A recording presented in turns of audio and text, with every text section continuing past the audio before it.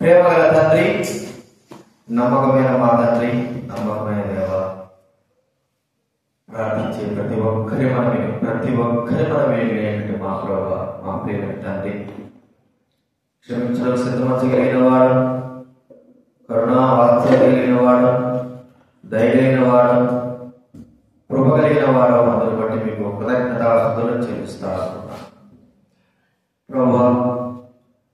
ఈరోజు మీ పాసనలో చేరి తండ్రి ప్రార్థించాలని మేము రాత్రి మీ సమయంలో గడపాలి. మా శరీరంలో, మా ఆత్మలను, మా మనసులను, మా ప్రాణాలన్నింటినీ ప్రభావం స్వాదించుకోవాలని మేము ప్రభావ అన్నిటికీ ఓడిపోయేవారు. అపవాది మా శరీరంలో స్వాధీనం చేసుకొని, మా మనసులో, మా తలపులు స్వాధీనం చేసుకొని మీ సన్నిధిలో గడియలో వెలుగులు పడలేకపోకుండా శిష్యుల వలె నిద్రాభారం మా శరీరాలు కలగజేసేవారు ఉంటున్నాడు ప్రభావ. గతంలో మరి మేము చేసిన ప్రార్థన పట్టిస్తూ ఉంటారు. అది మీ యొక్క శక్తిని బట్టి ఈ నెల కూడా ఆ శక్తే మాకు ఉపయోగించు. ఆ పునరుద్ధాన శక్తితోనే మమ్మల్ని సిద్ధపరచాలి. మీ వాక్యం ద్వారా మాట్లాడవలసి మనం చేస్తూ ప్రభా ప్రార్థించేట్టు హృదయంతో మమ్మల్ని మనం చేస్తూ యేసు నామమున ప్రార్థించి వేడుచున్నాము తండ్రి. దైవ గ్రంథంలో నుండి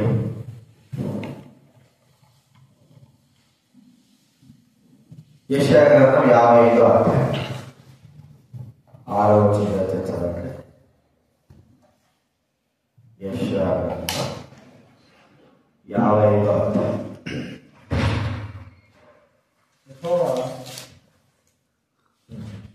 యెహోవా మీకు దొరుకు కాలమందు ఆయనను వెతుకుడి. మీకు దొరుకు కాలమందు యెషయా గ్రంథం 55వ అధ్యాయము 6వ వచనం చదువుదా. సరే, తీయండి. యెహోవా మీకు దొరుకు కాలమందు ఆయన వెతుకుడి, ఆయన సమీపంలో ఉండగా ఆయనను వేడుకొనుడి. దేవుడు మనకు దొరికే కాలం ఏ కాలం? ఆయన ఎప్పుడూ సిద్ధంగా ఉంటాడు. అయితే మనకు దొరికే సమయం ఎప్పుడు? మనకు ఉదయం నుంచి సాయంత్రం వరకు పనులు కదా, ఉదయం నుంచి సాయంత్రం పనులు చేసుకుంటాం. ఉదయం ఒక అరగంట లేదా గంట సేపు మనము దేవుని సేవలో గడుపుతాం. తర్వాత ఉదయం నుంచి సాయంత్రం వరకు మన యొక్క వ్యక్తిగతమైన పనులలో మునిగిపోతాం. మరి ఆ సమయంలో మనం ప్రభువును వెతకాలనుకున్నా కూడా మన యొక్క పనుల భారం బట్టి మనము ప్రార్థించాలి. సరే, రాత్రి ఇంటికి వస్తాం. ఇంటికి వచ్చిన తర్వాత కూడా మనం ఏం చేస్తామంటే మరి మన శరీరాలు మనకు చాలా బరువుగా భారంగా ఉంటాయి. ఎందుకంటే ఉదయం నుంచి పని చేశాం కదా, శరీరాలు అలసిపోయి అలసిపోయినప్పుడు ఏం చేస్తాము? వెంటనే కొద్దిసేపు ప్రార్థన చేసుకుని వెంటనే మనము పడుకుంటాం. అప్పుడు కూడా ప్రభువును మనము వెతకలేము. ఎందుకంటే ఆ సమయంలో మనకు నిద్రాభారం. అయితే ఈ దినాన మనము సంఘంగా కూడుకొని రాత్రి ప్రార్థించాలా అనేటువంటి తలపుతో మనం అందరం చేరున్నాం. అంటే ఈ దినము మనము వెతికినప్పుడు, ప్రార్థించినప్పుడు దేవుడు వినేవారుగా, సమీపంగా ఉండేవారుగా చూడగలుగుతాం. బయటలో ఉన్నప్పుడు మనం భావిస్తూ మరి నేను మీకు ప్రార్థన చేస్తూ ఉంటే అంటే మాట్లాడు, ఎక్కడ ఇద్దరు ముగ్గురు కూడి నా ప్రార్థిస్తారో అక్కడ నేను ఉంటాను. ఆయన ఉన్నప్పుడు మన మనవులన్నీ చెప్పుకోవాలి. ఒకసారి మన బాధ తెలుసు, ఏదైనా ఒక రాజకీయ నాయకుడు కానీ ఒక పెద్ద అధికారి కానీ ఎవరైనా వచ్చారనుకో, ఒక పని మీద ఏదైనా వచ్చారు, వెంటనే ఆ పనులు అంటే వారి చేత అయ్యేటువంటి లోక సంబంధమైన పనుల కొరకై మనం సిద్ధంగా ఉంటాం. వెళ్ళి వెంటనే వారికి మన మనవులను చెప్పుకుంటాం. ఒక పేపర్ ద్వారా రాసో, అయ్యా నా విషయమే మీరు దయదలచండి, మీరు అధికారులతో మాట్లాడండి. ఎప్పుడు? ఆయన ఉన్నప్పుడే, దొరికినప్పుడే. ఆయన దొరకనప్పుడు మనం ఏం చేయాలి కదా. మరి మందిర విషయమై, నర్సాపురం మందిర విషయమై మాట్లాడడానికి ఎమ్మెల్సీ రాజేశ్వరరావు గారి దగ్గరికి హైదరాబాద్లో వెళ్ళాల్సి వచ్చింది. అంటే ఎమ్మెల్సీ వాళ్ళ ఇల్లు హౌస్. ఆయన 7:30కు లేక 8 షాపు వెళ్ళిపోతారు బయటికి. ఆయన ఉన్నప్పుడే మనం ఏం చేయాలి? ఆ ఇంటికాడికి వెళ్ళిపోవాలి. మనం ఇష్ట ప్రకారం పోతే ఒకసారి అట్లే మహిళాసు మేము పోయినాం. ఆయన 8 గంటల ఆయన చెప్పి మేము 9:30 పోయినాం ఊరుకుంటాం. ఆయన అసలు లేవు, ఇంకెవరు. సరే ఇట్లా కాదు లేకొని మళ్ళా ఇంకోసారి ఏం చేసామంటే 7:30కు 7:30 పోయినాం. అప్పటికేం చేసి అప్పుడే దిగాయన బయటకు వస్తున్నాడు. అంటే ఆ సమయంలో దాటిపోయి ఉంటే మేము ఆయన కలిసేవారు కాదు, మా విన్నపం చెప్పుకునేవారు కాదు. మరి దేవుడి విషయంలో దేవుడు ఎల్లప్పుడూ సిద్ధంగానే ఉంటాడు. కానీ మనకు సమయం అనేది దొరకడము కష్టం. ఇప్పుడు మనకు సమయం దొరికింది అంటే యెహోవా కొరకు కాలం ముందు మనం ఏం చేయాలన్నాడు? వెతకాలి. ఆయన సమీపంలో ఉండగానే ఆయన్ను వేడుకోవాలి. చూడండి బైబిల్లో మనం చూస్తే ఆదికాండం 32వ అధ్యాయం. ఆదికాండం 32వ అధ్యాయం 26వ వచనం దయచేసి చదవండి. ఆదికాండం 32:26.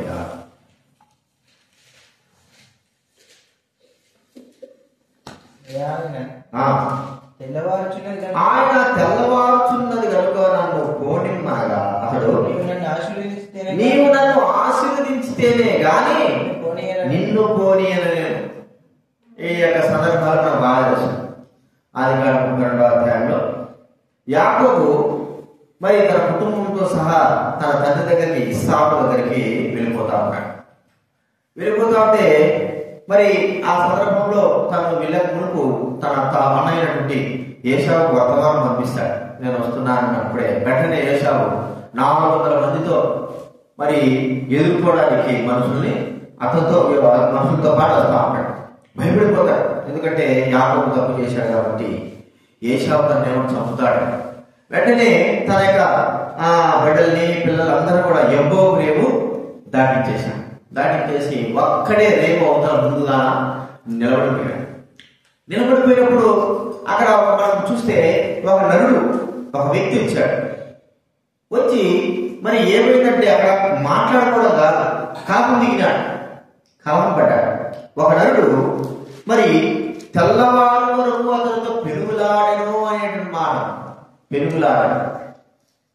ఈ సందర్భం మనకు హోషేయ గ్రంథం చూస్తే, హోషేయ గ్రంథం ఏం బాగుందంటే అతను కన్నీళ్లు విడుచుచు అతని బతిమాలుకునినందున అనే మాట, పెనుగులాడ, కన్నీళ్లు విడిచి బతిమాలు. ఇప్పుడు యాకోబు ఒక్కడే మిగిలిపోయినాడు. తనతో పెనుగులాడుతున్న వ్యక్తి దేవుడిని తెలుసుకున్నాడు. దేవుడు తనకు దొరికినాడు. దొరికిన వెంటనే దేవుణ్ణి విడిచిపెట్టలేదు. దేవుణ్ణి విడిచిపెట్టలేదు. ఎందుకు? ఆయన తప్పిపోతే ఇక తనకు ఏముందో ఏం జరుగుతుందో తెలియదు. ఎందుకంటే సమస్తంలో జరిగించిన దేవుడే, కాపాడేవాడు దేవుడే, రక్షించేవాడు దేవుడే, భద్రపరిచేవాడు దేవుడే. కాబట్టి ఈయన తప్పిపోతే నా విషయమే చాలా కష్టము అనుకుని ఏం చేశాడు యాకోబు? తెల్లవారు పెనుగులాడుతున్నాడు, పట్టుకుంటున్నాడు, కాళ్ళు పట్టుకుంటున్నాడు, చేతులు పట్టుకుంటున్నాడు. మరి ఆ నరుడు అంటే ఆ ప్రభు దూత తనను కొడతా ఉన్నాడు. అయినా కూడా మరి యాకోబు మాత్రం తన పట్టు విడవకోకుండా పట్టుకుంటా అంటే చివరికి తెల్లవారుతా ఉంది. నన్ను పోని అని అన్నప్పుడు ఆయన అంటాడు, యాకోబు అంటాడు, నీవు నన్ను ఆశీర్వదిస్తేనే కానీ నేను పోయాను. ఇప్పటి వరకు నేను పోయాను, నువ్వు పోవడానికి నేను ఇంతవరకు పట్టుకుంది ఎందుకు? నువ్వు పోవడానికా? నువ్వు పోవడానికి కదా నేను పట్టుకుంది. నువ్వు నన్ను ఆశ్రమిస్తావా లేదా ముందుకు పట్టుకున్నా. ఇప్పుడు నువ్వు నేను పోతాను, నువ్వు మనం వదిలిపెట్టంటే ఎట్లా వదిలిపెడతాను? ఇంతవరకు కొలిగాడి, ఇంతవరకు నిన్ను పట్టుకొని, ఇంతవరకు నిన్ను మరి జాగ్రత్తగా చూస్తూ, అంటే నీవు ఆడిపోతావో అని నేను జాగ్రత్తగా నేను పట్టుకొని, తప్పిపోయినట్టుగా కాకుండా పట్టుకొని గట్టిగా పట్టుకుంటే ఇప్పుడు నన్ను పొమ్మంటావే, నేను ఎట్లా పొడిస్తాను? అయితే నువ్వు పోవాలంటే ఒక పని చేయాలి. ఏంటంటే నన్ను ఆశ్రయించి నువ్వు నన్ను ఆశ్రయించు. ఇక ఒక మాట మనం చూస్తే ఈ సందర్భము ప్రార్థనా సందర్భానికి బైబిల్ అన్న మనకు సెలవిస్తాం. చూడండి, హోషేయ గ్రంథం 12వ అధ్యాయం.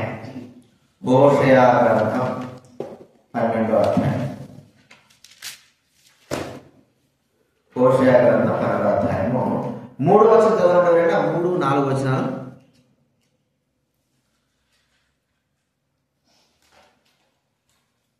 హోషేయ గ్రంథం 12వ అధ్యాయం. బైబిల్ మధ్యలో నుంచి 750 బైబిల్ మధ్యలో నుంచి 750 పేజీ. తల్లి గర్భం నుంచి యాకోబు మడిమను పట్టుకొనెను, మగసిరి గలవాడై దేవుడితో పోరాడను, అతడు దూడతో పోరాడి జయమందను. అతడు కన్నీరు విడిచి అతని బతిమాలెను, బేతేలులో ఆయన అతనికి ప్రత్యక్షమాయను, అక్కడ ఆయన మనతో మాట్లాడాడు. ఏమిటంటే ఏం విడిచాడంటే కన్నీళ్లు విడిచాడు. కన్నీళ్లు విడిచి ఇక కన్నీళ్లు విడిచి మరి దేవుడితో పెనుగులాడుతున్నాడు. ఈ సందర్భంలో చూస్తే ఆడ గొడవని ఒకవేళ రాయబడినట్టుగా ఆ గొడవ ఏమి అని గుర్తిస్తే ప్రార్థనలో పెనుగులాడుతున్నాడు. ఎందుకు? దొరక దేవుడు ఇచ్చాడు. ఏదో కల్లో మాట్లాడాడు కాదు కదా, కల్లో మాట్లాడి దూరంతో మాట్లాడు కాదు, డైరెక్ట్ గా సాక్షాత్తు ప్రభు దేవుడు ఇచ్చాడు. మనుషుల రూపంలో గమనించాడు. దేవుడు మనుషుల రూపంలో వచ్చినప్పుడు మానవుడు ఆత్మ సంబంధమైన గ్రహిస్తారు. మన బాధ్యత అబ్రహాం ఏం చేశాడు చెప్పండి? 3 రూపంలో దేవుడు తన దగ్గరికి వస్తే నా ప్రభువులారా అని గుర్తించాడు. దేవుడు మరి లోతు దగ్గరికి వస్తే ప్రభులారా అని గుర్తించాడు. కాబట్టి ఇక్కడ కూడా యాకోబు గుర్తించాడు, ఈ వ్యక్తి మానవుడు కాదు, దేవుడు. ఎందుకంటే మానవుని నేను జయించగలను.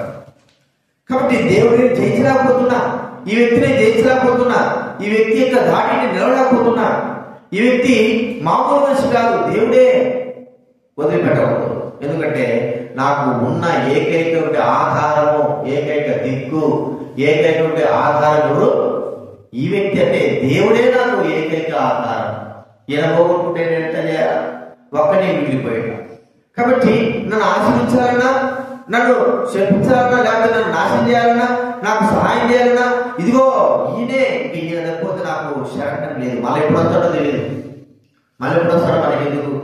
ఉన్నప్పుడు ఏం చేయాలంటే పట్టుకొని మరి పెరుగులాడుతున్నాడు, విడిచిపెట్టకుండా.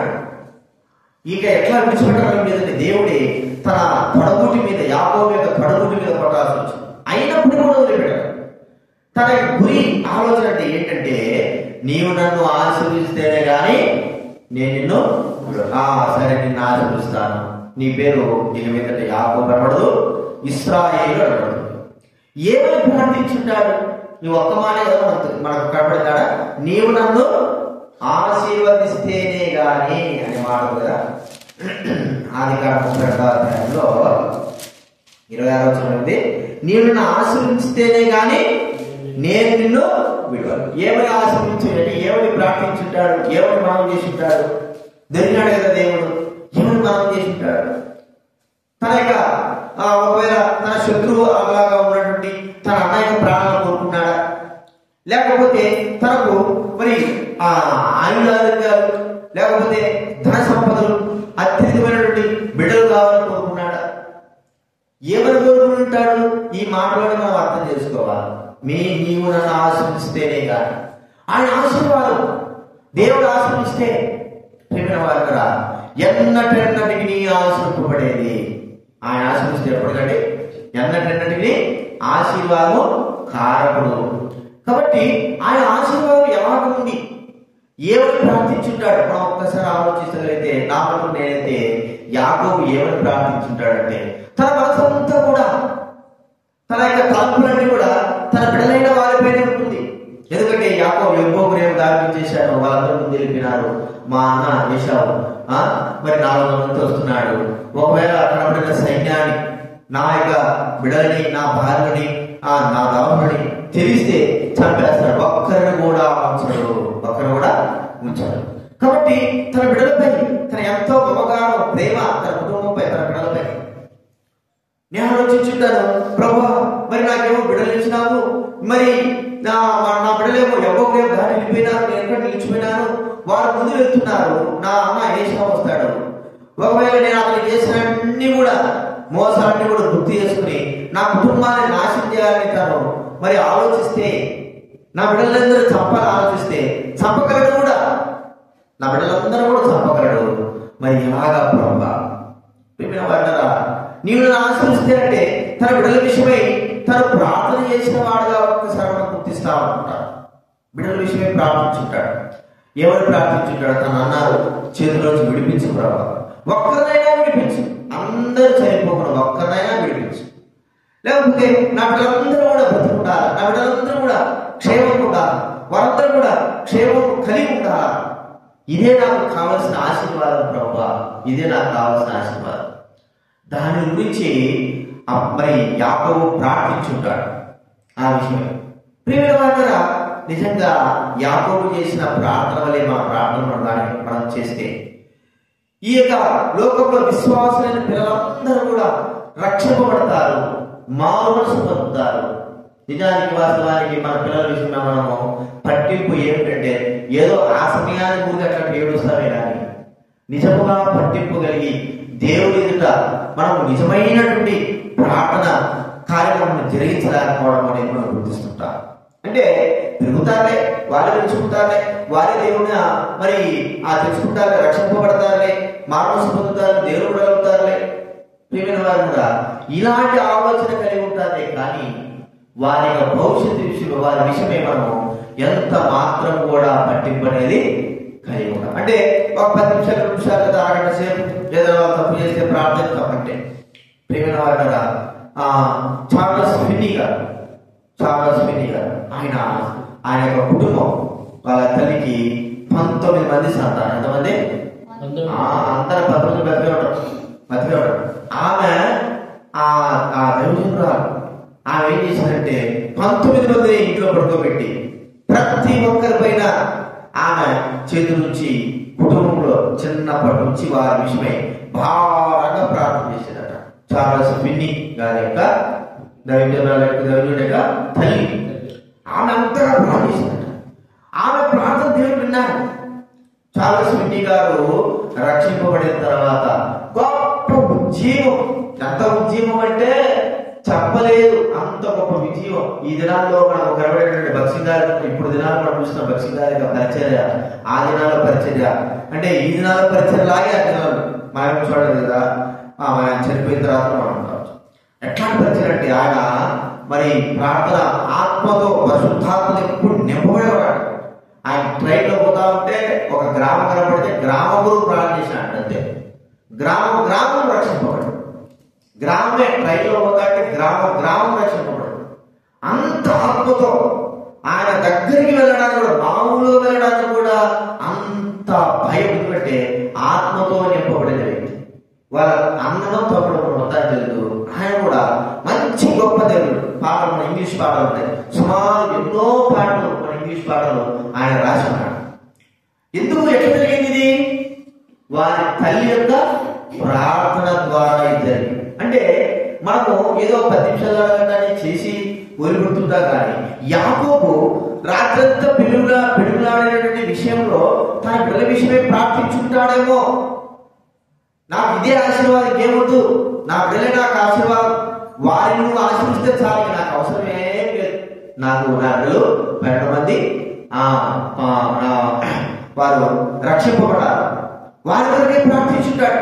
ప్రియమైన వారు కదా, బిడ్డల విషయమై మనం చూస్తా ఉంటే దేవుడు అనేకమైన వారు చాలా మంది తమ బిడ్డల విషయమై వేడుకున్నారు. అబ్రహాము చూస్తే ఇష్మాయిల్ గురించి ఏం చేశాడు? అబ్రహాము విన్నపం చేశాడు, ప్రభువా మరి ఇష్మాయిల్ నా సంతానమే, తన విషయమై మరి మీరు సహాయం చేయండి అని ప్రార్థిస్తే ఇష్మాయిల్ కూడా నేను ఆశీర్వదిస్తాను అని సెలవిస్తాడు. దావీదు విషయం గమనిస్తే దావీదు తన సంతానాన్ని దేవుడు ఆశీర్వదిస్తాడు అన్నప్పుడు దేవుడు తన బిడ్డల విషయమై దావీదు ప్రార్థన చేస్తే ప్రభువా నేను నా సంతానాన్ని ఆశీర్వదిస్తా ఉన్నాను, ఎన్నటిగా ఆశీర్వదిస్తా ఉన్నాను, దీవిస్తా ఉన్నావు అని ప్రార్థన చేసిన వాడు మనం చూస్తా ఉంటున్నాం. జబదయి కుమారుడు తల్లి కూడా మనం గుర్తిస్తా ఉంటే ఆమె బిడ్డల విషయం ఎంత ఆలోచన కలిగి ఉందో ఒకసారి మనం గుర్తిద్దాం. ప్రియమైన వాళ్ళ మనము ప్రార్థన చేసే ఈ విషయంలో మన ఆశీర్వాదం కావాలి అంటే లోక సంబంధమైనది కాదు, కానీ దేవుడి దగ్గర నుంచి వచ్చే ఆశీర్వాదాలు బిడ్డలు అమ్మాయి పొందేటట్లుగా మనం ప్రార్థన చేయాలి. ఈ విషయం మనం గుర్తించుకోవాలి. ఎందుకు 100కి 70-80% మరి దైవజనులైన వారి పిల్లలు నశించిపోవడానికి, అంటే విశ్వాసులైన పిల్లలు, దేవుని నమ్మే వారందరి పిల్లలు 100కి 70-80% నశించిపోవడానికి గల కారణం ఏంటంటే బిడ్డల విషయమై ఎటువంటి పట్టింపు ఆలోచన లేకపోవడము కదండి. అంతేనా? ఇంకా నిద్రపోతున్నారా? నిద్ర వచ్చేస్తుందా? చెప్పాలి, నేనే చెప్తున్నాను, మీరే చెప్తున్నారు. 100కి 70% కారణం ఏమిటంటే పట్టింపు లేకపోవడం. యాకోబు ఎవరు ప్రార్థించుంటాడని మనం ఆలోచిస్తే తన పిల్లల విషయమై వేడుకుంటాడు. ప్రభువా నేను ఇక్కడ వింటున్నాను, అయితే నా పిల్లలందరూ కూడా మరి ముందుకు సాగినారు, నా అన్న ఏశావు వస్తాడు, ఒకవేళ తన యొక్క కోపానికి వారందరూ బలైపోవచ్చు క్రూరుడు, కాబట్టి వారిని రక్షించు ప్రభావాన్ని ప్రార్థించుంటాడు, వారిని దీవించు ప్రభావాన్ని ప్రార్థించుంటాడు. ఆ ప్రార్థన నెరవేర్చబడింది. ప్రియమైన వారిగా యాకోబు తన బిడ్డల కోసమే చేసిన ప్రార్థన వారిని అంతము వరకు అనగా వారిని దీవించింది. ఈ దినాల్లో మనం కూడా ఇలాంటి ప్రార్థన, యాకోబు మరి దేవుడు దొరికినప్పుడు వదిలిపెట్టలేదు. దొరికినప్పుడు తన యొక్క విన్నపములలో మొదటి విన్నపం ఏం చేసుకుంటాడంటే తన బిడ్డల విషయమే తాను ప్రార్థన చేసుకున్నాడని మనం గుర్తించుకోవాలి. రెండవదిగా ఏమై విన్నపం చేసుకుంటాడంటే తన ప్రాణ విషయమై తనకు మరి ప్రాణ విషయమై వేడుకుంటాడు. ఏశావు యాకోబు తెలిసిపోయింది ఏమంటే అంతకుముందే మరి ఏశావును మరి మోసం చేస్తే ఏశావు ఏమనుకున్నాడంటే మా నాన్న ఇంకా వృద్ధాప్యం ఉన్నాడు, కాబట్టి నేనేం చేస్తాను, కొద్దిగా ఆగుతాను, మా నాన్న చచ్చిపోయేందుకు నేను ఆగుతాను. తర్వాత ఏం చేస్తాను, నేను యాకోబుని చంపేస్తా, ఎందుకంటే నాకు రావాల్సిన దీవెనలన్నీ కూడా యాకోబు తీసేసుకున్నాడు, మోసం చేసి తీసుకున్నాడు. కాబట్టి నా యొక్క మరి జ్యేష్ఠత్వం హక్కును కూడా తీసేసుకున్నాడు. కేవలము చుక్కుడుగాయల కోసం ఆశపడి ఇచ్చేశాడు, నా జ్యేష్ఠత్వం తీసుకున్నాడు. మరి అంత మాత్రం కాదు, మారు వేషంలో వచ్చి నాకు రావాల్సినటువంటి నా తండ్రి దగ్గర నుంచి రావాల్సినటువంటి ఆ యొక్క మరి ఆశీర్వాదం కూడా తీసుకున్నాడు. ఇక ఏం చేయాలా, ఇతను చంపడమే నాకు చివరి పని. చంపేస్తే మరి ఏం గొడవ ఉండదు కదా, ఆశీర్వాదం ఉండదు, ఏముండదు. కాబట్టి అయితే మా తండ్రి చివరి దినాల్లో ఉన్నాడు కాబట్టి ముసలితనంలో మరి తన తండ్రి చనిపోయిన తర్వాత చంపుతాడు. అంతలే గల యాకోబు మరి వెళ్ళిపోవాల్సి వచ్చింది. మరి లాభా దగ్గరికి వెళ్ళిపోయాడు, అక్కడ వివాహం చేసుకున్నాడు, వచ్చేసాడు. ఇప్పుడు ఎలాగ ఉన్నాడు యాకోబు యొక్క పరిస్థితి అంటే ప్రాణ భయముతో ఉన్నాడు. ప్రాణ భయం, తన ప్రాణం పట్టింది. ఏమిటి, నాన్నను చంపేస్తాడు, నాన్నను చంపేస్తాడు, నేను చచ్చిపోతాను. తనకు దేవుడు చెప్పిన వాగ్దానాన్ని గుర్తుకొస్తున్నాయి. 28వ అధ్యాయంలో ఆదికాండంలో దేవుడు అంటాడు, నేను నిన్ను నీ సంతానాన్ని ఏం చేస్తాను, వృద్ధి పొందించి నిన్ను తిరిగి ఈ స్థలానికి తీసుకొస్తా. చూడండి ఆదికాండం 22వ అధ్యాయం తీయాలి 28వ అధ్యాయము 15వ వచనం. ఆదికాండం 28:15. ఇదిగో నేను నీకు తోడయుండి నీవు వెళ్ళు ప్రతి స్థలమందు నిన్ను కాపాడుచు ఈ దేశమునకు నిన్ను మరలా రప్పించదను, నేను మీతో చెప్పినది నెరవేర్చు వరకు నిన్ను విడువరని చెప్పగా ఏం చేశాడు, ప్రతి స్థలంలో నువ్వు వెళ్ళే ప్రతి స్థలంలో ఏం చేస్తాడు, తోడయుండి నేను కాపాడుతాను అని మళ్ళీ తిరిగి ఈ స్థాయిని నేను తీసుకొస్తారు. మరి నిజంగానే దేవుడు చెప్పిన ప్రకారంగానే మళ్ళా తన తండ్రి ఇస్సాకు దగ్గరికి వస్తా ఉన్నాడు. వస్తా ఉంటే భయపీడినటువంటి ఒక మాట వినపడింది. ఏమంటే మీ అన్న నిన్ను ఎదుర్కోవడానికి 400 మంది, ఒకరు ఇద్దరు కాదు 400 మందితో వస్తున్నాడు. కాబట్టి ఇక ఏం చేయాలా? ప్రియమైన వాళ్ళ యాకోబు దేవుడు దొరికినాడు. సరైన సమయంలో సరైన విధానంలో దేవుడు దొరికినప్పుడు పట్టుకున్నాడు. ఇక ప్రభా నా ప్రాణాలను కాపాడు, నా ప్రాణం కాపాడు, నాకు నమ్మకం లేదు నా ప్రాణ విషయమై నన్ను చంపడానికి. మరి నా అన్న ఒకవేళ ఆ అన్న హృదయంలో ఏముందో తెలియదు, కానీ తన హృదయంలో మా యాకోబు హృదయం అనుకుంటున్నాడు ఖచ్చితంగా నాన్న నన్ను చంపేస్తాడు. ఎందుకంటే నేను నా తండ్రి మరి మా అన్నకు రావాల్సిన ఆశీర్వాదం నేను తీసేసుకున్నాను. కాబట్టి చంపేస్తాడు, నన్ను కాపాడు, నన్ను కాపాడు. తన ప్రాణాన్ని కాపాడేవాడు ఎవరంటే ప్రాణాన్ని కాపాడేవాడు మా దేవుడే. మన ప్రాణాన్ని కాపాడేవాడు దేవుడే. దేవుడే కానీ ఎవరు లేదు మన ప్రాణాలు కాపాడేదాన్ని. చిన్న విషయంలో పెద్ద విషయంలో అన్ని విషయాలు మనం అనుకున్న డాక్టర్ కాపాడతాడంటే, లేకపోతే వాడు కాపాడాడు, వీడు కాపాడాడు. ఓహో కాదు కాదు కాదు. కేవలం వారిని ఉపయోగించుకొని దేవుడే మనల్ని కాపాడుతూ ఉన్నాడు మన ప్రాణాన్ని. చూడండి, మనం కొన్ని విషయాలు చదువుకుంటే కీర్తన 16వ అధ్యాయం, కీర్తన 16వ అధ్యాయం 1వ వచనం చదవండి. 16 దేవా నీ శరణు తెచ్చి ఉన్నాను, నన్ను కాపాడము. అలాగే 17:9 వచ్చిన మాటలు 17:9 వచ్చినది. ఒకడు తన కనుపాపను కాపాడుకున్నట్లు నన్ను కాపాడము, నన్ను లయపరచుకోరు వారి దుష్టులను పోగొట్టి కాపాడము, నన్ను చుట్టుకొని నా ప్రాణ శత్రువుల చేత చిక్కుకొనకుండా నీ రెక్కల నీడ కింద నన్ను దాచుము. చూడండి, కాపాడు, నా ప్రాణాన్ని కాపాడు. చూడండి ఎన్నిసార్లు ఇక్కడ మాట వాక్యం రాదంటే చెప్పండి మాట ఎన్నోసార్లు. 28వ అధ్యాయంలో కూడా 25వ అధ్యాయం కీర్తన 25వ అధ్యాయం 20లో నేను శరణించి ఉన్నాను, నన్ను సిగ్గుపడలేము, నా ప్రాణము కాపాడు, నన్ను రక్షించుము, రక్షించుము, నా ప్రాణాన్ని కాపాడు, నన్ను రక్షించు. ప్రియమైన వారు, యాకోబు దేవుణ్ణి వదిలిపెట్టకూడదు పట్టుకున్నాడు. ఎవరంటే నువ్వు కాపాడుతావా లేదా? నా ప్రాణం ఇప్పుడు ఎట్లుందంటే చిక్కులు పడిపోయాడు. నేను ఖచ్చితంగా మా అన్న చేత చచ్చిపోతాను నాకు ఆలోచన వచ్చేసింది, నాకు తలపు వచ్చేసింది. అది మాత్రం ఖాయం.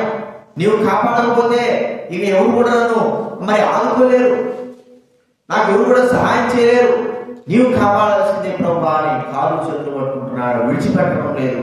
ఎంతగా మరి తాను వదిలించుకోవాలనుకున్నా కూడా యాకోబు వదలడం లేదు, గట్టిగా పట్టుకుంటున్నాడు. తన ప్రాణము కొరకై తాను మరి పెరుగులాడుతా ఉంటున్నాడు. ప్రేమ వల్ల ఇలాగ ప్రార్థించుంటాడని మనం గ్రహించుకోవాలి. మనం ఒకసారి మన విషయమే మనం ఆలోచిస్తే మన ప్రాణ విషయమే దేవుడే మనల్ని కాపాడి నాన్న ఇలాగ సజీవులుగా ఉంచాడని మనం ఒకసారి గుర్తించాలి. దేవుడు కాపాడకపోతే, దేవుడు మనల్ని భద్రపరచకపోతే, దేవుడు తన యొక్క చేతి నీడలు మన పైన ఉంచకపోతే, తన చూపులు మన పైన ఉంచకపోతే మనం ఎప్పుడో నశించిపోయేవారు. అంటే సమాజంలో దిగిన వారులే మనం కూడా ఉండేవారమే, మరణంలో ఉన్నవారులే మనం కూడా మరణపు మృతులలో ఉండేవారమే. ప్రేమ వారు, ఈ దినాన మనము ఇలా ఉన్నామంటే దేవుడి యొక్క మహాకృప మన ప్రాణాలు కాపాడబడ్డాయి. అందుకే దేవుడు వదిలిపెట్టకూడదు. ప్రాణాలు కాపాడిన దేవుడు వదిలిపెట్టకోకుండా మనము విన్నపం చేసుకోవాలి. ప్రేమ ఏమని విన్నపం అంటే, ప్రభువా అందరినీ నా ప్రాణాలు కాపాడినట్లు అందరినీ కూడా నువ్వు కాపాడు, అందరినీ కాపాడు. ఎవరు భేదం లేకోకుండా మరి అందరూ దుష్టుడిని మంచివాడిని అన్ని భేదం లేకుండా అందరినీ కాపాడు, అందరూ రక్షించు, అందరినీ కాపాడు, అందరినీ విమోచించు. ప్రభు నా ప్రాణాన్ని ఎలాగైతే నువ్వు విమోచించావు, నా ప్రాణాన్ని ఎలాగైతే నువ్వు కాపాడావు, మమ్మల్ని అందరూ కూడా నీవు అందరినీ కాపాడు. ఎందుకంటే నశించిపోవడానికి సిద్ధంగా ఉన్న ప్రజలు ఎంతో మంది ఉన్నారు. నశించిపోవడానికి, మరణానికి, రెండవ మరణానికి సిద్ధమైన ప్రజలు ఎంతో మంది ఉన్నారు. వాళ్ళందరూ కూడా కాపాడబడాలి, వాళ్ళందరూ కూడా కాపాడబడాలి. మనం ఒకసారి గుర్తించుకుందాం. మన జీవితంలో ఇలాంటి ప్రార్థన యాకోబు తన ప్రాణం కొరకే ప్రార్థించినట్టుగా మనము ఇతరుల ప్రాణం కొరకే ప్రార్థించాలి. మన ప్రాణం కొరకే. చూడండి, ఒక మాట ఉంది, కొరింథీ రాసిన పత్రిక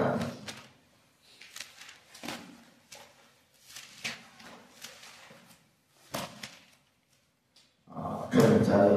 రోమా పత్రిక 9వ అధ్యాయం 3వ చదవడం వరకు రోమా పత్రిక 9:3.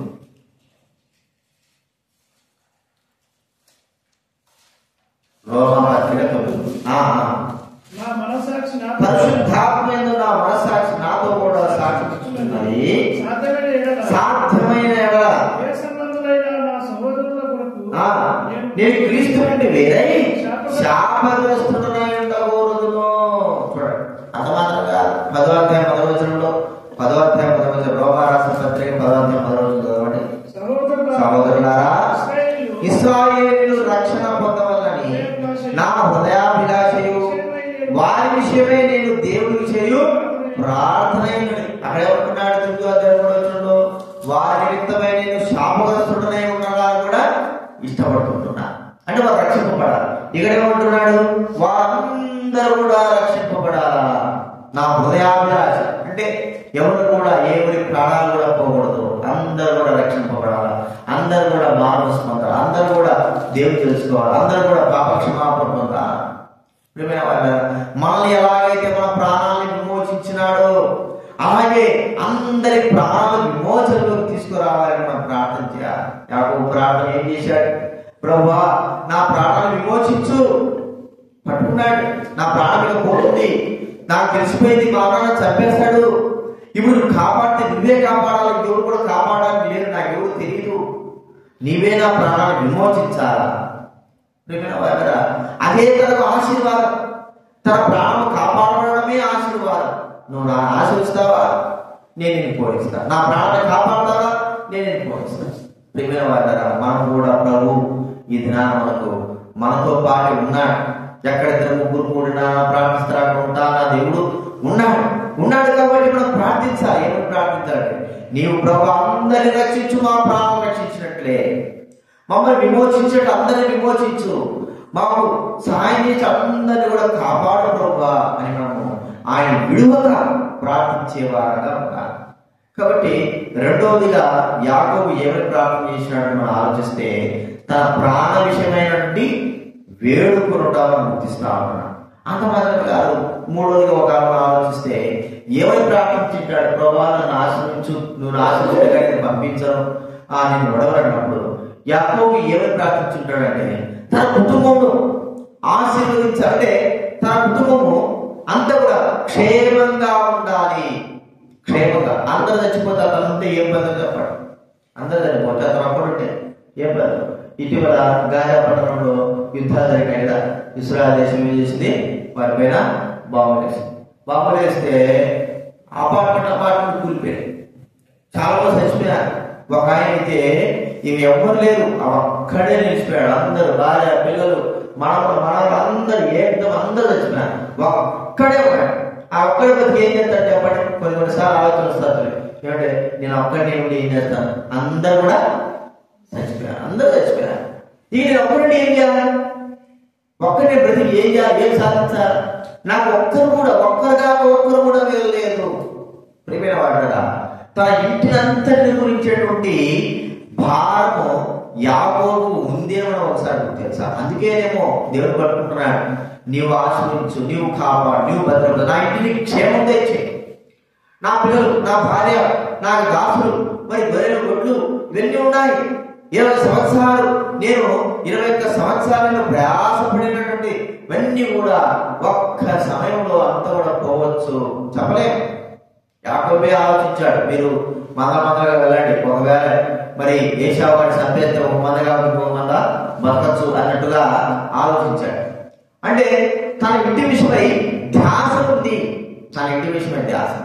చూడండి, ఈ లోకంలో మనకి ఎక్కువగా మన ఇంటి విషయమై ధ్యాస ఉంటుంది, కానీ దేవుని సంఘ విషయమై మనకు ఎంత మాత్రం ధ్యాస ఉండదు. ఎందుకు? అది మన ఇల్లు కాదా కదా? దేవుని సంఘం ఏంటంటే మన ఇల్లు కాదు. అదే లోకంలో ఉంటే మన ఇంటి వరకే మనం ఏం చేస్తాం చెప్పండి? లోకంలో ఎంత ధ్యాస ఉంటుందో. ఒక్క రోజు 2 రోజులు ఇంటికాడ వచ్చి వెళ్ళిపోయినామనుకో, ఊరికి పోయినామనుకో, వెంటనే పక్కింటి ఫోన్ చేస్తాం, ఎట్లుంది మా ఇల్లు, ఎలా ఉంది మా ఇల్లు, ఎవరైనా వచ్చారా, ఎవరైనా పోయినారా, ఒకసారి గమనించాడు మా ఇంటిని. ధ్యాస 1 రోజు 2 రోజులే, 2 రోజుల కంటే మా మనసులో ఉంటుంది. ఒక 5 రోజులు ఉన్నామా అదే గొప్ప సంగతి. ఎట్టుందో ఏముందో ఏమైందో. మా అమ్మ కూడా అంతే, 2 రోజులు వచ్చిందని వీడికి నీకు ఆ బిగుతాడు. అది రేగులు కదండి, శాంపు కూడా కాదు, అది రేగులు. ఆ రేగులు మీద బిగుతాడు ఇంటి మీద. ఎట్టుందరా, ఎట్టుందో ఇల్లు. అందరూ బూజు కొట్టుకోబోయేటారు. ఏ బూజు కొట్టుకోబోతే ఏమవుతుంది నీకు, ఏమన్నా నీ కూతురు లేదా, ఎవరు లేడా, అందరూ ఉంటారు. అందరూ ఉంటే కూడా ఆమెకి ఏం చేస్తుంది, ఆ రేపు ఇంటిపైనే పీకుతా ఉంటుంది ఆలోచన. ఎందుకు, ఎట్టుందో ఏమవుతాం, అందరూ మరి బూజు కొట్టి ఈ పిల్లలు కొట్టింటుందో, ఎట్ట శుభ్రం పెట్టుకుంటారు, ఆడిపోతే అంతా వాసనే. ఏం లేదు, ఇంటికాడికి పోవాలా అంతే. అది ఒకటే, ఏంటి, ఇంటికాడికి పోవాలా అంతే ఆశ. కానీ ఆ ఇల్లు శుభ్రం ఉండదు, ఏమఉండదు, ఊరికి భయపడలే అంతే. కానీ ఆ ఇంటి మీద ధ్యాస అనేది మనం చూస్తుంటున్నాం. కానీ దేవుని సంఘ విషయమే మన ధ్యాస ఉందా, ప్రార్థన చేస్తున్నా, ఆశ కలిగి ఉంటున్నా, వదిలిపెట్టకుండా ప్రభుని, ప్రభు మా సంఘాన్ని మీరు ఆశీర్వదించు ప్రభు, దీవించు ప్రభు. మనం ఒకసారి మనం ఆలోచిస్తే గత దినాల్లో ఉన్నటువంటి సంఘానికి ఇప్పుడున్న సంఘానికి ఎంతో వ్యత్యాసం, అది మీకే తెలుసు. అయితే ఈ దినాలనే సరే దేవుడు సమస్తాన్ని సమకూర్చగలిగిన వాడు, రక్షించగలిగిన వాడు, భద్రపరచగలిగిన వాడు, తిరిగి తీసుకురాగలిగిన వాడు. ఆ దేవుడు కూడా దొరికినప్పుడు తిరిగి ప్రభు గత దినాల్లో ఉన్నటువంటి వైభవము, గత దినాల్లో నుండి ఆ యొక్క గొప్ప క్రియలు మీరు మళ్ళీ జరిగించండి. సంఘ విషయమై భారము బాధ్యత పట్టింపగలిగిన వారైనా మనం జీవించాలి. అది మన జీవితాలు చాలా తక్కువైపోయి. సంఘ విషయమే భారం ఎంత మాత్రమో లేదు. సంఘ విషయం భారమే పట్టించుకుంటాం, మన విషయం భారమే అయిపోయింది. సంఘ విషయమే భారం. కనీసం భారం ఉన్న వ్యక్తి ఏం చేస్తాడంటే సంఘంలో అత్యధికంగా భారంతో ప్రార్థన చేస్తాడు. భారం ఉన్న వ్యక్తి, భారం లేని వ్యక్తి ఏం చేస్తాడు చెప్పండి, పైకి మాత్రం గమ్ము ఉండి ఏదో వచ్చిన వాడి పోయినాంలే అంటున్నాడు. ప్రేమైన వారు, సంఘ విషయమై భారము పట్టింపు. యాకోబు తన కుటుంబం విషయమై ఆలోచన కలిగినాడు. అయ్యో ప్రభా, ఎవరో గాలి వెళ్ళిపోయినారు, నా కుటుంబము నమస్తం, మరి ఆస్తి అన్ని పోయిన పిల్లలు బాగా అందరూ పోయినారు ప్రభా, వారి విషయమై ఏమిటి ఆలోచన కలిగిన వాడై దేవుడు పట్టుకున్నాడు. ఎందుకంటే రక్షించేది ఆయన అప్పుడే దేవుడు దొరికినాడు. రక్షించేవాడు ఏమైనాడు, అతను దొరికిన తర్వాత ఇక పోగొట్టుకోవాలి. రక్షించేది ఆయనే కాబట్టి ఇక పోగొట్టుకోలేదు, పట్టుకున్నాడు. నీవు కాపాడతావా లేదా, నువ్వు భద్రపరుస్తావా లేదా? ప్రియమైన వారు, ఆయన దొరుకు కావాలని ఆయన వేడుకోండి. సంఘ విషయమై మన యొక్క భారం పట్టిపోయింది. ప్రియమైన వారు, లోకంలో ఉన్నటువంటి ఈ యొక్క కుటుంబం అన్ని కూడా ఒక దినాన్ని వెళ్ళిపోతాయి. కానీ సంఘము మరి సదాకాలం దేవుడితో పాటు ఆ సంఘ విషయమై, ఆ కుటుంబ విషయమై మనం ఆత్మ సంబంధంగా భారము కలిగిన వారంగా ప్రార్థించవలసిన వారంగా ఉన్నాం. ఆ భారమే లేకపోతే మనం ఎంతో నష్టం. ఆ భారం ఖచ్చితంగా అపోస్తలుడైన పౌలు వలె ఆ భారము కలిగిన వారంగా మనం ఉండాలి. ఆ పౌలు ఆ భారం కలిగి దినదినము తన గురించి చింత అత్యధికమైపోతా ఉంది. చూడండి 2వ కొరింథీయుల అధ్యాయం 11వ అధ్యాయం చూడండి. 2వ కొరింథీయుల 11వ అధ్యాయము 20వ వచనం చదవండి. 2వ కొరింథీయుల 11వ ఇవిను కాక సంఘములన్నింటిని గురించి చింత కలదు. ఈ భారము దినదినములు నాకు కలుగుతున్నది. దినదినమవుతున్నాడు ఈ భారం. ఏంటి సంఘాల గురించి? ఏ సంఘం ఇది? దేవుడి సంఘం, దేవుడి కుటుంబం. ఆ కుటుంబంలో పౌలు కూడా కావడు. తన కుటుంబమే భూలోక సంబంధ కుటుంబం యొక్క భారం ఎలాగైతే ఉందో, పరలోక సంబంధ కుటుంబ విషయమే తన భారం. భారముగా తన ప్రార్థించేవాడు చింత, సంఘాలన్నింటి గురించి చింత, భారం, వేదన. మనం కూడా ఎవరు బాధ లేదు మనకి, ఇంకా వాళ్ళకి ఏర్పడింది మనకి, వాళ్ళకి ఏంటంటే ఆ యొక్క భారం. ప్రేమైన వారు, ఎవరికి ఉన్నా లేకున్నా వ్యక్తిగతంగా ప్రతి ఒక్కరికి సంఘం గురించిన భార చింత మనకు ఉండాలి. అప్పుడే మనము దేవుని యొక్క కుటుంబంలో చేరిన వారము, ఆ కుటుంబములకు మనం సంబంధించిన వారు, కుటుంబం విషయమై భారం ఉంది మనము గ్రహించుకోవచ్చు. అది లేకపోతే అంతా కూడా వ్యర్థమే. కాబట్టి యాకోబు ఈ 300 విషయాలు ప్రార్థించుంటాడు. మొట్టమొదటగా తన బిడ్డల విషయమై మరి తన ప్రార్థించుంటాడు. అంత మాత్రం కాదు, తన ప్రాణ విషయమే ప్రార్థించుంటాడు. అంత మాత్రం కాదు, తన ఇంటిని గురించినటువంటి విషయమే ప్రార్థించాలి. ఇంకా ఎవరు ప్రార్థించుంటాడో మనం ఒక రోజు చేసుకోగలిగింది ఒక్క మాటలో నువ్వు ఆశిస్తే కానీ పంపిను నేను బడుగుననే మాట మనం ఒక్కసారి గుర్తించుకోవాల్సిన వారంగా వాడు గుర్తించుకొని ఈ ప్రార్థన భారం అత్యధికంగా మన హృదయాల్లో ఉండి ప్రార్థనలో కొనసాగినట్లు దేవుడు మనకు సహాయము చేయగా మనము పాల్గొన్నా లేచినప్పుడు పాల్గొన్నా లేచినప్పుడు ఒక